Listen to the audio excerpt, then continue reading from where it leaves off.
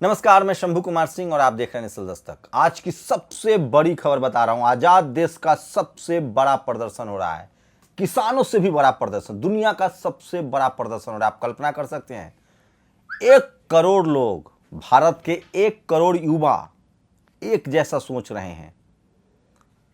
और सोचिए, 1 करोड़ युवा एक जैसा सोच रहे हैं और वो बता रहे हैं जो लगभग ट्विटर पर हैं।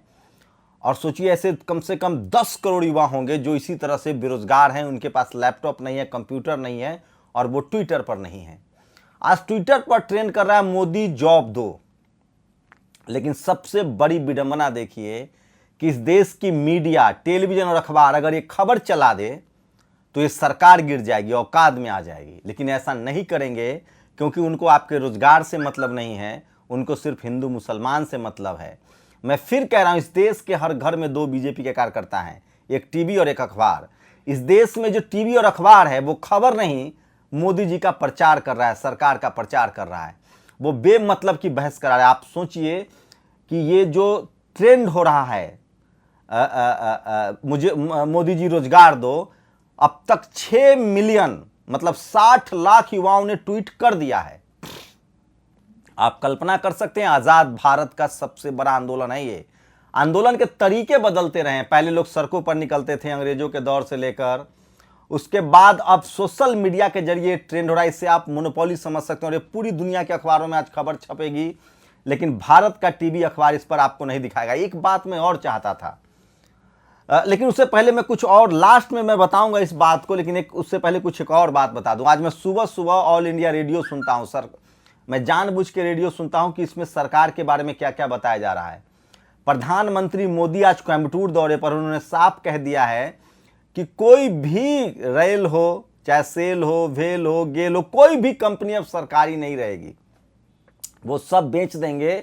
सरकार का काम बिजनेस चलाना नहीं, और वो कह रहे हैं सरकार का काम वेलफेयर स्टेट है, वेलफेयर का काम करना है। मतलब इंतहा है। सब गैस सब्सिडी आप खत्म कर रहे हैं, मेडिकल हेल्थ सेक्टर खत्म कर रहे हैं, एजुकेशन को प्राइवेटाइज करें, तो सरकार का वेलफेयर कहां दिखेगा? क्या करेगी सरकार? पीडीएस सिस्टम आप खत्म कर रहे हैं। एकदम झूठ बोला जा रहा है। दरअसल सरकार गोलवलकर के बंच ऑफ थॉट्स के हिसाब से चल रही है, जिसमें सिर्फ 5% लोगों के पास संसाधन होगा। और दूसरी बड़ी खबर बता दूं, आज नीट, अब कोई भी एससी एसटी ओबीसी माइनॉरिटी का बच्चा डॉक्टर नहीं बन पाएगा। अब तो सुसाइड करने की नौबत भी नहीं आएगी। एससी एसटी ओबीसी माइनॉरिटी के बच्चे को दाखिला में, मैं फिर कह रहा हूं, दाखिला में रिजर्वेशन मिलता था। वो मेडिकल कॉलेजेज में जाते थे, वहां कम से कम संघर्ष करते थे। कई को तो दाखिला मिलने के बाद भी जातिवाद की वजह से कई सुसाइड कर लेते थे, लेकिन अब उसकी भी नौबत नहीं आएगी। अब आपको दाखिला ही नहीं मिलेगा। और ये मत कहिएगा कि ये सिर्फ बीजेपी कर रही है, ये कपिल सिब्बल लेके आया था, जो कांग्रेस के लोग हैं। और अब उसको बीजेपी ने साफ कर दिया है कि इस पर हम आरक्षण नहीं देंगे। इस बार केंद्र में जो नीट के एग्जाम है, केंद्रीय कोटा से आरक्षण नहीं मिलेगा, जबकि मद्रास हाईकोर्ट ने भी जवाब मांगा था। तो अब आपके बच्चे तो डॉक्टर नहीं बनेंगे, नौकरियां अब रहेंगी नहीं। तो वो कौन लोग हैं, उनको पहचानिए। मैं फिर कह रहा हूं, वर्ण व्यवस्था लागू करने की कोशिश हो रही है, तरीका अलग है। एससी एसटी ओबीसी माइनॉरिटी के पास, उसमें एससी एसटी के पास जमीन भी नहीं है, व्यापार भी नहीं है, न मीडिया में है, न ब्यूरोक्रेसी में, न जुडिशियरी में। वो सिर्फ नौकरी से कुछ ऊपर आ रहे थे, वो भी अब स्वाहा है। कोई भी सरकारी कंपनी ही नहीं रहेगी तो सरकारी नौकरी क्या? तो आप मांग लीजिए रोजगार। तो कुछ बड़ी खबरें और बताऊंगा, क्या सोशल मीडिया पर आज ट्रेंड हो रहा है, क्या ट्वीट हो रहा है, वो भी बताऊंगा। लेकिन मैं इसलिए बार बार कहता हूं कि सोशल मीडिया ही बहुजन मीडिया। तो सोचिए, किसानों ने तो अभी भी लड़ाई जारी रखी है। राकेश टिकैत ने एक बड़ा बयान दिया है आज, वो आप समझने की कोशिश कीजिए। वो कभी भी संसद का घेराव कर सकते हैं, वो कभी भी 40 लाख ट्रैक्टरों का प्रदर्शन कर सकते हैं। तो इस देश में इस सरकार से अगर कोई नहीं डर रहा है तो वो किसान और कुछ हमारे आपके जैसे सोशल मीडिया के पत्रकार। तो ये मैं पहले राकेश टिकैत का मैं बता रहा हूं। और कोरोना का फिर खेल जो है वो शुरू हो गया है। देश में आ गए लुटेरे, इन्हें भगाना पड़ेगा। राकेश टिकैत बोले ये जमीन बचाने की लड़ाई है, आप समझ लीजिए। और योगी जी का हिंदू मुस्लिम चालू है वो। लेकिन उससे भी बड़ी खबर है, जो लोग ब्राह्मणवाद मनुवाद को नहीं समझते हैं, ममता बनर्जी ओवैसी साहब को प्रचार करने नहीं देंगी बंगाल में, लेकिन बीजेपी प्रचार करेगी।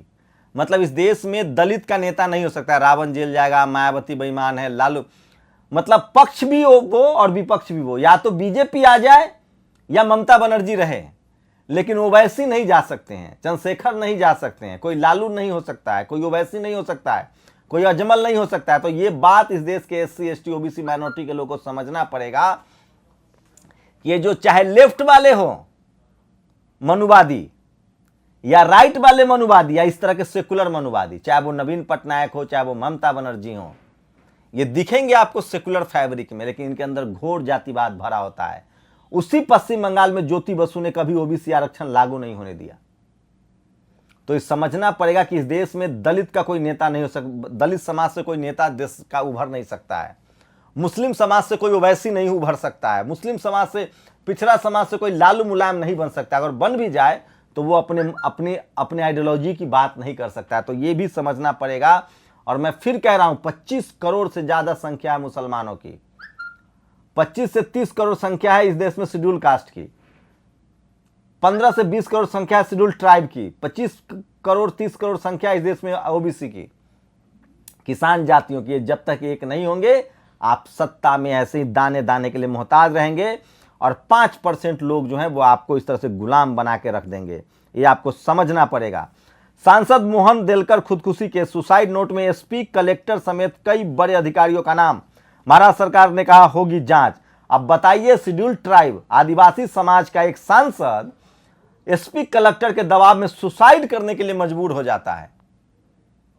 ये वीडियो देख लिया है आपने, पहले मैंने भी खबर लगाई थी, आप लोगों ने उसको नहीं देखा गंभीरता से। एक ट्राइबल सांसद को सुसाइड करने के लिए मजबूर होना पड़ता है। वो संसद में बोले थे कि मेरी जान को खतरा है। और जब लालू यादव ने सदन में आडवाणी की गिरफ्तारी पर बताया कितनी हुई थी खिदमत, बोले हेलीकॉप्टर से भी, सोचिए ये वो लालू यादव है जिन्होंने आडवाणी के सांप्रदायिक दंगा को भी रोका था और एक संविधान भी बचाया था। तो ये समझिए, मैं एक बार फिर कह रहा हूं, ये वो तमाम बड़ी खबरें हैं जो आपको समझना पड़ेगा। और जो लोगों को लगता है कि ओवैसी से बीजेपी को फायदा हो रहा है, उनको समझना चाहिए कि क्या आम आदमी पार्टी से ओवैसी को बीजेपी को फायदा नहीं होता है, कांग्रेस से बीजेपी को फायदा नहीं होता। उसके तो नेता सारे कांग्रेस के बीजेपी में चले जाते हैं, बीजेपी को। तो सिर्फ इस देश में कुछ जाति विशेष के लोग नेता बन सकते हैं, सत्ता पक्ष में भी रह सकते हैं, विपक्ष में भी रह सकते हैं, लेकिन मुस्लिम, दलित, आदिवासी, पिछड़े को ये प्रिविलेज नहीं है। ये समझना पड़ेगा आपको। और तो ये तमाम वो बड़ी खबरें थी, लेकिन अब मैं कुछ जो मेन मुद्दा है, रोजगार वाला जो ट्विटर है, उस पर मैं आ रहा हूं। और मैं चाहता हूं कि कुछ बड़े ट्वीट्स मैं आपको पढ़ के बताऊं जो बहुत ज़्यादा लाजमी है, बहुत ज़्यादा इंपॉर्टेंट है। और आपको समझना पड़ेगा कि जो ट्वीट हो रहा है ना रोजगार दो, इसमें कौन लोग हैं। मैं दावे के साथ कह सकता हूं इसमें ज़्यादातर एससी एसटी ओबीसी माइनॉरिटी के लोग हैं और ये बोलना सीख रहे हैं, ये अच्छी बात है। और ये देखिए, कमाल खान ने कहा है 100%। उमाशंकर ने ट्वीट किया कि कितना भी ट्वीट कर लो, कितना भी ट्रेंड करा लो, लेकिन वोट तो हिंदू मुस्लिम के नाम पर ही पड़ेगा। मोदी जवाब दो, केंद्र सरकार में 7 लाख पद खाली पड़े हैं। 2014 में केंद्र सरकार में 38 लाख कर्मचारी थे, अब सिर्फ 31 लाख रह गए हैं। कब वैकेंसी निकलेगी? हिंदू मुसलमान में देश को युवाओं को उलझा कर रख दिया जाएगा। मोदी जवाब दो पर उदित राज ने कहा है। ये ट्वीट देखिए, कन्हैया वादा किया कि देंगे हर साल 2 करोड़ नौकरी, रेलवे एयरपोर्ट बेचकर भर दी दोस्तों की टोकरी, मोदी रोजगार दो। लेटरल एंट्री से बिना परीक्षा के लिए सरकारी नौकरियां दी जा रही, तो वैकेंसी कहां से निकलेगी और सरकारी नौकरियां कहां से मिलेगी? दिलीप मंडल, चंद्रशेखर आजाद रावण ने कहा है पिछले 45 साल में रोजगार दर सर्वोच्च है। युवाओं को न रोजगार न फैक्ट्री, बस खुद का बेटा सेक्रेटरी, क्रिकेट सेक्रेटरी, मोदी रोजगार दो। कन्हैया ने फिर से आगे लिखा है। तो ये वो तमाम खबरें हैं जो मैं आपको बता रहा था, मैं बार बार कह रहा हूं सोशल मीडिया ही में। और ये देखिए 40,882 सीट्स है ओबीसी कैंडिडेट, 0 मिल रहा है इनको, लॉस टू ओबीसी कैंडिडेट 11। तो ये पूरा डाटा दिलीप मंडल ने दिया है जो मैं आपको पढ़ के बताऊंगा कि केंद्र सरकार एक बार फिर से नीट में, मेडिकल के परीक्षा में ओबीसी को रिजर्वेशन नहीं देने जा रही है। Union government is not providing OBC reservation in all India quota in NEET 2011, rise in rage, don't allow to this happen. ये देखिए कितने संख्या में आपके बच्चे डॉक्टर बन सकते थे, लेकिन वो नहीं बनने देंगे। PG and UG medical dental admission all India quota seats taken from this state in 4 years 40,842 seats allotted to OBC candidate 0। PG medical में 27,000 सीट्स, PG डेंटल में 970, UG मेडिकल में 11,879, UG डेंटल में 931, OBC को 0 मिला है। तो ये समझिए कि आपके बच्चे डॉक्टर इंजीनियर तो अब बिल्कुल नहीं बन सकते हैं और सब कुछ खत्म किया जा रहा है। तो ओबीसी को मुसलमानों से लड़ने के लिए भेजकर आरएसएस बीजेपी ने पीछे से उसका घर लूट लिया। इस साल नीट के medical college all India Kota में उनको आरक्षण नहीं मिलेगा। वो लगातार ट्वीट कर रहे हैं, तो दिलीप मंडल को आपको पढ़ना पड़ेगा। और एक बार मैं फिर कह रहा हूं, ये जो रोजगार दो जो ट्रेंड कर रहा है, 6 मिलियन से ज्यादा, 60 लाख से ज्यादा लोगों का सबसे बड़ा प्रदर्शन है। मैं फिर कह रहा हूं, इसमें सिर्फ एक जाति और धर्म विशेष के लोग हैं जो इस मुद्दे पर नहीं है, और वही टीवी और अखबार चलाते हैं, वही देश के मीडिया में है, ब्यूरोक्रेसी में है, जुडिशियरी में है।